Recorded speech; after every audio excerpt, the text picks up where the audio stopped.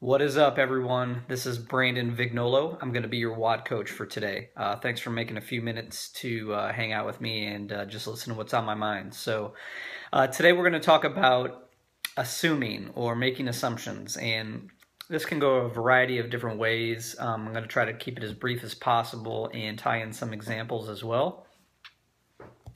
This was a struggle for me, honestly, my entire life, to be completely transparent. When I'm just somebody that assumes a lot of things in life, and I was really bad when I started my Advocare journey back in September, just assuming that the 24-day challenge wouldn't do that much for me. Obviously, things have changed quite drastically since then, and I try not to assume anything anymore, for good or for bad. Especially when it comes to Advocare. Let's just start at the most basic part of assuming and dealing with Advocare is assuming somebody doesn't want to try a product, or assuming that this person doesn't want Advocare in their life. Big mistake, big pitfall, can be disastrous to not only your business, but also just helping that person out in life. Like, why should I make the assumption that this person doesn't need Advocare? And in the beginning, I assumed a lot. If they weren't proactively reaching out to me, or they didn't respond favorably like right away, I just assumed the products weren't for them. Huge mistake, not the way that this business works at all. Because I didn't ask the questions and I didn't lay the groundwork into getting into what making that connection with the person, what makes them go, and seeing how Advocare can actually fit into their life and be a solution for them. So don't do that. It's a very selfish move on our part, and if we don't share that, the wonderful vehicle that Advocare is, we're never going to know how many lives we can actually potentially change. So not only just assuming that this person doesn't want Advocare, but what about assuming that if they don't want to move to a distributor or membership to get the 20% discount? Let's just say we're happy with the fact that they said yes and are buying the product at retail, but we just assume that they don't want to hear any more about it or move up discount levels or be pushed into anything. Another really bad move on our part. Of course, people want to save money. I've had numerous people, I shouldn't say numerous, I'll say about 3 or 4 specifically since I started, that came back to me when we circled back after a 24-day challenge that they bought at retail, and I bring up the distributorship or 20% off saving money aspect of it, and they're like, well, I wish you would have just told me that from the beginning because I would have done it right away.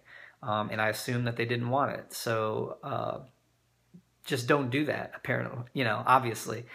The other thing that I think a lot of people get to a stopping point with is assuming people don't want to go to advisor level.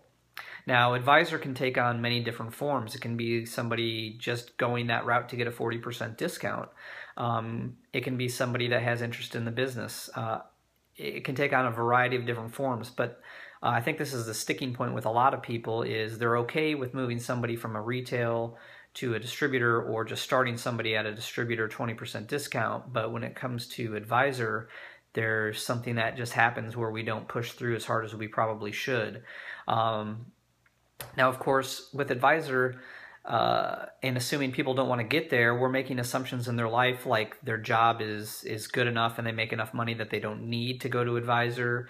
We're assuming they might not have debt. We're assuming that they have a plan for their kids to pay for college. We're assuming they don't, they've got vacations covered, or they don't have dreams of having a vacation home. We're making all these assumptions if we don't talk about the opportunity to build your discount and get to that advisor level. And it's something that I struggled with in the beginning, and I'm getting past quite well right now after about 6 months into Advocare. So, and with that comes a lot of different things. Somebody might have a good job at the moment, but maybe they've never planned for the fact that what if they lose their job? We can't just assume because someone has a great job that everything in their house is running smoothly. And so just to flip the script a little bit and talk about Advocare, assuming on the business side. So you have a team and you want to make them grow and run and just take off. Well, some of the assumptions that I've made, I've had to kind of go back and check myself on. And one of the big ones is that, don't assume that your team knows and absorbs everything right away the first time you talk to them about it. There's a lot of moving parts going on to this business of Advocare.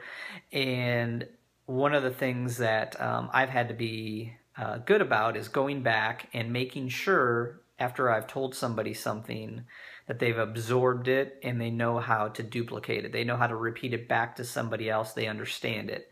Sometimes, I tell members of my team a lot of things, and then they end up circling back and re-asking me those questions, which is great. But I made the assumption that they already understood and knew how to apply everything that I was teaching them. And I shouldn't have done that. Very selfish move. Don't assume that they understand the importance of a three-way call if they haven't been on many or any, or they're not currently putting you on them. I didn't understand the importance of three-way calls in the beginning. I was having success my own way, but that way was not sustainable. They call it a success system for a reason, and the less that people are exposed to that three-way call success system, the less they understand how powerful it is and what it can do for their business. So don't assume that they understand, because we talk about three-way calls all the time, that they understand the importance of them, and it's a big deal.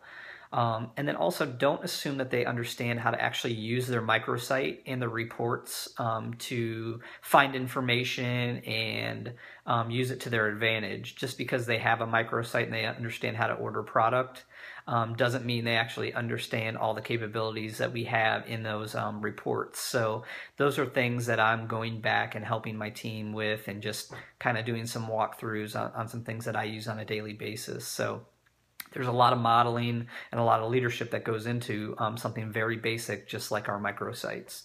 The other thing to talk about assuming and assumptions is don't assume that just because there is interest from somebody in using our products, that they're ready to dive in, become a distributor, get a discount, even go to advisor, talk about moving your discount from 20 to 25% if you get $500 in volume. Oh man, have I done this one too. So I had somebody who was specifically interested in the challenge. We got on the phone right away. I didn't want to do it, like through Facebook Messenger. So I was proud of myself for getting them on the phone right away. And we were talking about the 24-day challenge. She was all in. She said that she thinks that she might want to get her husband to do it. So of course I'm like, okay, well, we got to get you guys both ordered at the same time. Sign up as a distributor to save you 20%. Then actually, if we, add Catalyst and add a small thing of Spark, we actually get you to 25%. And by the time that phone call was over, I realized I completely overwhelmed this person, because I just assumed that because they wanted product, they were ready to roll, and I got way too far ahead of myself. So assuming somebody wants to know all of that information right out of the gate, bad idea as well. Lesson learned. So listen, hopefully you found some of this information pertinent and can help you guys build your businesses. The last thing, sort of jokingly, I wanted to say, I don't know how many of you guys know this, I actually had shoulder surgery about 2.5 weeks ago.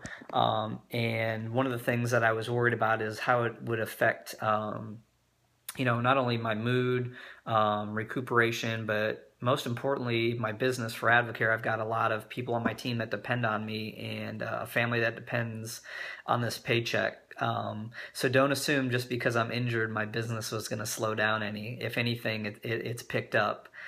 So one more thing we shouldn't assume. Take care, guys. Have a great week, and knock out the rest of this pay period. See you.